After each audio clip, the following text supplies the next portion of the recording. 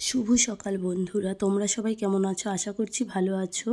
এই দেখো, গতকাল তো ছিল কালী পুজোর দিওয়ালি, সবাই বাড়িতে কম বেশি মোমবাতি ধরিয়েছো, আমিও ধরিয়েছি। এই মোমবাতি ধরিয়ে তারপরে চলে গিয়েছিলাম আমাদের পাশে পুজো হচ্ছে সেখানে।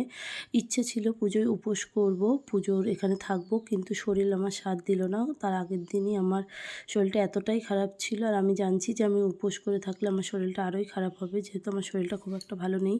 তো সেই কারণে আর উপোস থাকিনি, তবে নিরামিষ খেয়েছিলাম। খেয়ে গিয়ে বাজার থেকে মিষ্টি সন্দেশ এনে পুজোর এখানে দিয়ে এসেছিলাম।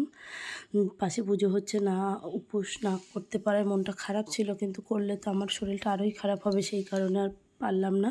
তো এই যে এখানে 108টা মোমবাতি ধরানো হয়েছিল পুজোর এখানে, সেই মোমবাতির আশীর্বাদ সবাই নিচ্ছিলাম।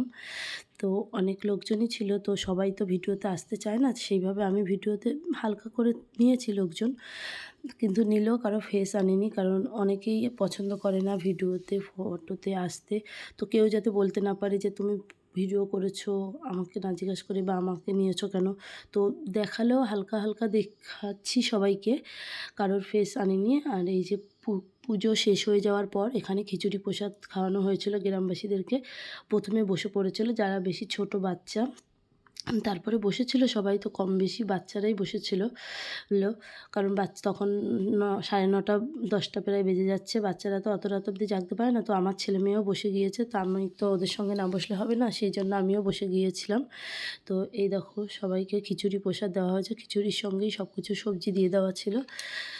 তো অন্য সবার ফেস আনিনি, তবে আমার ছেলে মেয়েটা এনেছি। সবাই খিচুড়ি প্রসাদ খেয়ে পুজোর ওখানে ভালোই আনন্দ হয়েছে।